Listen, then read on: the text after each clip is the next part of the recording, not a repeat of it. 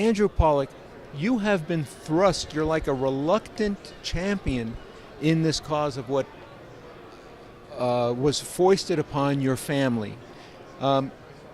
What's it been like for you? Suddenly you're here now giving speeches. What's it like for you? Well, for me, it's about honoring my daughter and what happened to her and educating parents throughout the whole country at what happened. So to try and avoid it from another family feeling the pain that we do every day. So it's about educating other families and speaking for a lot of the people that don't have a voice out there. Debbie Wasserman Schultz did some dirty, dastardly deeds against Bernie Sanders with the DNC. Why did Florida voters continue electing her and Jews continue supporting to her? That's a good question, but I really think it's some type of mental disorder with these liberal Jews, that just something's not wired properly, because they'll vote for her again in Broward County. We had a sheriff that politicized his whole department. Scott Israel. The people, the Jews in Broward, they'll vote for Scott Israel. Brenda Snipes, supervisor of elections. She was unethical. We had to remove her, another elected politician. And these Jews in Broward, they'll just go and vote the same type of people back in. So I don't understand it. There's a good friend of mine's running against Debbie Wasserman Schultz now, Richard Mendelson. He's from Broward, good friend of mine, and he's going to run against Debbie Wasserman in 2020. So if these people in Broward want to redeem themselves, get out and vote. I don't know if it could be done. The Jews in Broward, okay, they would, if there was a ticket and Moses was a Republican and he was running on the ticket, and Satan was a Democrat on the ticket, okay, the Jews wouldn't vote for Moses, they'd vote for Satan. That's how sick these Democrat Jews are. And not just in Broward, throughout the whole country. Look what they do to our president. They call him racist. Racist. The guy just gave Israel sovereignty, full sovereignty. He acknowledged the Golan Heights. He moved the embassy. He's got Jewish grandkids. He had myself and my family to a Hanukkah party that was incredible. And I have open relationship with the White House. They talk to me whenever I need to get in touch with the president. I never have issues. And I don't know, and they call him a racist. I think the guy's a great guy, and hopefully we'll get him another 4 more years so we could keep winning and get a lot more things done.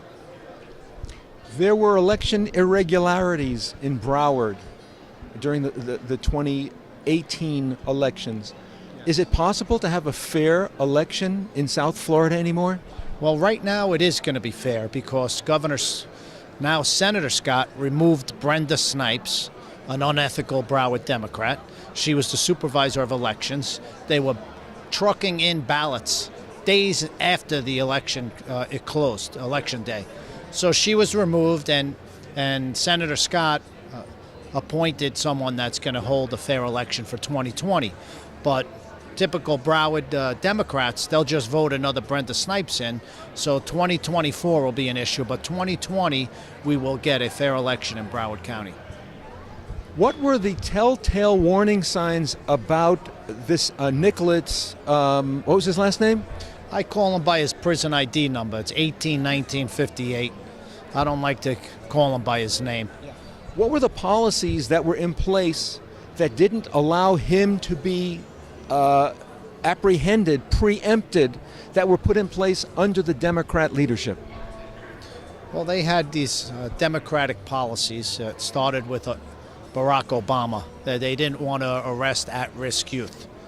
And so the superintendent in Broward comes from Chicago, friendly with Eric Holder, and they brought these policies to Broward of not arresting kids. They thought it would be a good idea to end the school-to-prison pipeline and put them into some type of program, which, if it was implemented correctly, we could help kids. But the way they implemented it is they don't hold kids accountable. So in actuality, we're doing these kids a disservice by not introducing them to accountability at an early age. So now when they turn 18 and they've never been held accountable, they're committing felonies. So really, it creates the school-to-prison pipeline by not holding kids accountable while they're juveniles. So there's people that have good programs in place. Broward County just happens not to be one of them. Is it beyond redemption? Broward is beyond. I sold my house out of Broward. The only time I go to Broward is, for my court case when I have to be back or I'll see some family members. But Broward's pretty much a toxic county full of unethical Democrats. And that's why it was important for me to come here today and talk to Republicans, because I don't want that cancer of Broward County to spread into other parts of the country. There's so many unethical people in Broward. The supervisor of elections removed, the sheriff removed, court of clerks under investigation, the superintendent and the school board under a grand jury investigation. We don't want that cancer to spread throughout the rest of the country, what happened there. And they refused to accept responsibility for letting my daughter get murdered through their policies and through their incompetence. Okay, they don't accept responsibility or accountability. But I'm going to make them accept it by the time I'm done with them, with my lawsuit. And I'm not going to be finished with them until I get accountability for my daughter and her death isn't in vain. What are your thoughts about this new socialist Democrat element in the Congress, with particularly anti-Semitic tones that the Democrats won't get thrown off the Foreign Relations Committee? What are your thoughts about this to Jewish viewers who typically support and donate to the Democrat elections? It really, listen, they're not even in support when President moved the embassy to Jerusalem.